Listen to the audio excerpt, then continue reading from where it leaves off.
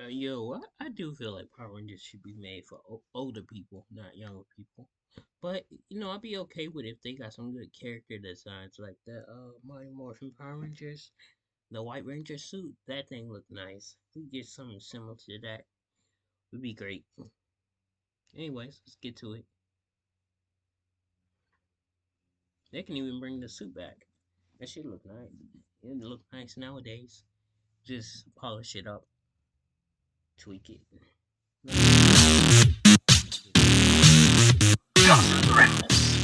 Hey YouTube, Dawson Ryder here today with some huge and surprising news. Cool Blue and the Power Rangers are back at Disney. Of all the plot twists, we've been in this hilarious time loop where we're kind of mimicking the way the franchise was with RPM, where the main show is basically dead and we're getting an MMPR reversioning toy line and show. But now we have some official momentum on the new main show, which is a good thing, at least in the fact that people can stop focusing on thinking that the MMPR 2010 toy line was the main thing. I just call it the 2010 toy line, but you know what I mean.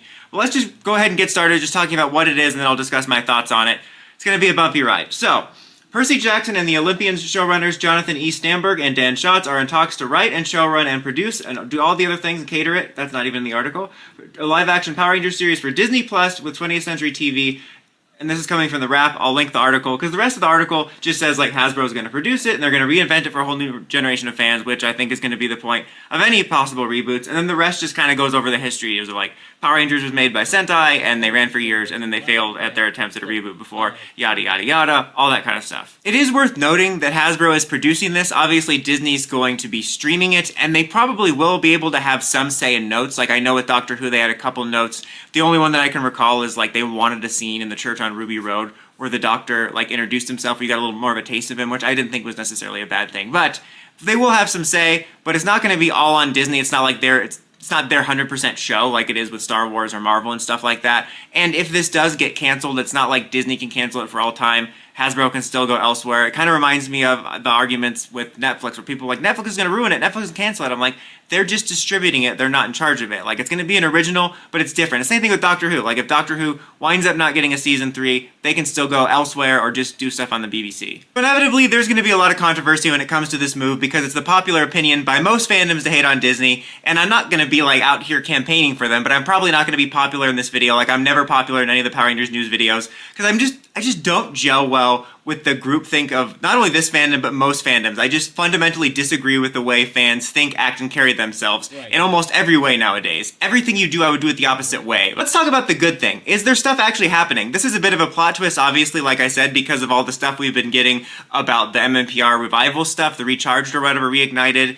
And then also, of course, the original rumor was Paramount. Maybe they just shopped around and it changed, and Paramount brought up its own baggage. And the thing is I don't think there's a perfect service. I think no matter what, obviously no matter what, fans are going to complain, and they're going to take their victim complex and act like it's going to be ruined already. But I think each has their pros and cons.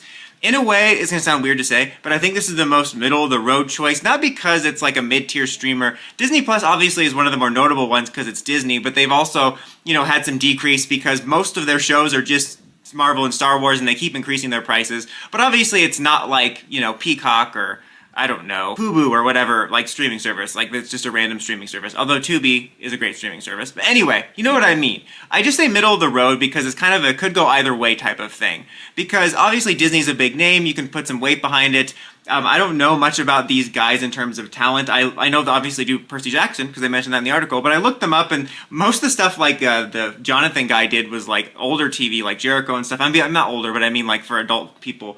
But Dan Schatz worked on National Treasure, so close enough. Welcome back, National Treasure 3. If this is a secret thing where they open up at the Power Rangers reboot and the screen melts away and it's actually National Treasure 3 and it's page 43 storyline, I'd be more than happy. That's actually what I want. I know of the Percy Jackson show. I don't know of the reception of it. I'm sure there's like fans whining about it.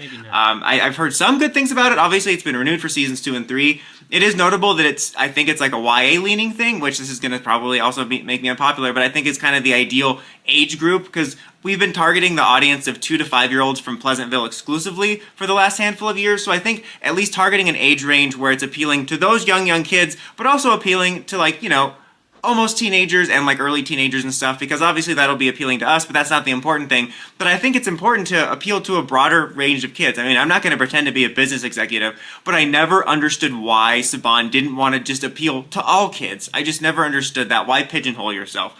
Regardless, though, I don't know a lot about their talent. But coming back to Disney, I think obviously they have the brand recognition and they probably have more subscribers than some of the other services. But obviously, like I said, you have a little bit of a drop off. You obviously have the public perception, and then there's the way they handle their other shows.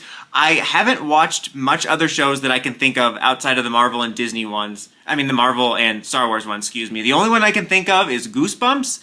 And I don't even know if that's a Hulu or Disney thing because when they merged, I don't even know what's what anymore. Like I saw Nora advertised on Disney Plus the other day, an American Horror Story. It's crazy over there. So that show at least felt like a TV show. I didn't mind that show. It was kind of like a dumb comfort horror for October. But that one at least felt like a show, and I think that's one thing to talk about is, again, haven't watched much of the other Disney Plus shows outside of Marvel and Star Wars, but most of those get criticized. I mean, they get criticized to all hell because you know how that goes. But about it being, they get criticized for being kind of just like 8-episode movies rather than feeling like TV shows. It's actually kind of hilarious. Marvel's in its own time loop where they weren't making shows like shows. And with that said, I actually do like a fair bit of the Marvel shows, even though they do feel like long movies sometimes. There's still some good ones in there, people forget. But I do agree that like it's a weird way to approach it. And then there was like this moment when they were making Daredevil where they were like, wait, should we just make this like a TV show? And now they're like going back to sort of what they were doing with Netflix and just making them like shows. I don't know what Star Wars is doing going forward with shows. I know that Star Wars Celebration is happening, so we don't know if they're also going to have a similar epiphany where future seasons of shows will feel more like shows. But long-winded point with that is I don't know if any of the non-Marvel and Star Wars Disney Plus shows feel like shows or miniseries or they feel like a long movie. And I don't necessarily always hate the long movie approach because like I've liked some of those shows and stuff like that. But I do want it to feel more like a TV show. I think given that it's on Disney Plus, it'll probably be 8 episodes. I can't imagine it being longer because I feel like that's kind of the Disney Plus sweet spot, unless there's other shows on there, again, that I haven't followed that are more than 8 episodes. But I do hope it feels like a TV show, that it feels like each episodes are distinct and it doesn't feel like a long movie. That's kind of one of my hopes going into it. I think it could be a mixed bag. But it'll be interesting to see because I think that there's a lot of potential here, and it could, I guess it could go either way with any of them, but Disney in the way feels like the most middle of the road for a possible success. I can't see it running so many seasons because I can't think of very many Disney Plus shows that have run a ton of seasons. Like, I've seen a couple times where out of nowhere I'll see like, oh, Hamster and Tinky Wink got renewed for season 3 at Disney Plus on TV Line. I'm like, I didn't even know that was a thing. But other times I'll see like, you know, the Red Fox and his friend Jeff got canceled after 1 season. But I haven't seen a lot of shows on Disney Plus where it's like 5, 6, 7 seasons. But it could end up being a thing where like if it does well, you could get like a sequel or like a new iteration. Like we could do a new iteration every couple years or every year like we've done before. We could branch out to animated. Who knows? You know, there's Doctor Who, I think, is a recent kind of good example of how it's gone kind of mixed. It's kind of hard to tell because sometimes I'll see people saying like, oh, it was one of their top 10 streamed this month. And other times they're like, they destroyed it and it's dying. So I don't know. That was one that they kind of banked more on the success of that, and it seemed like the reception wasn't as good as they would have hoped. So I don't know. It's going to be very interesting because that's why I say it's middle of the road, because I think there's equally amount of positives and negatives in regards to what could happen behind the scenes and what could happen in terms of reception. Of course, you're going to have people going anti against it, immediately crying woke before anything even happens and stuff like that.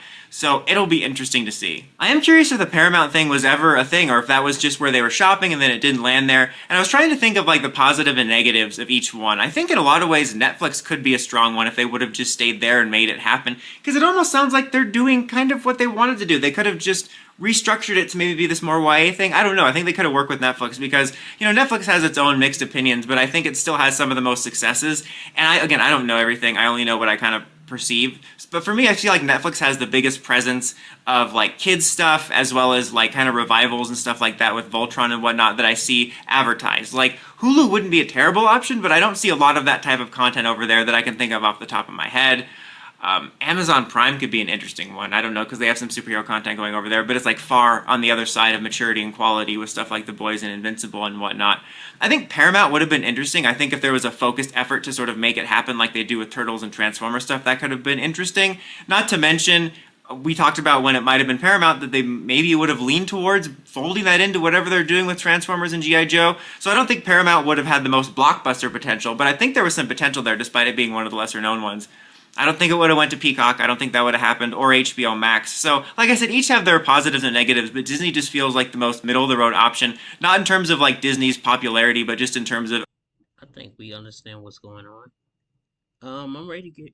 I want to watch some food videos. Let's see if we can do that. Anyways, thank y'all.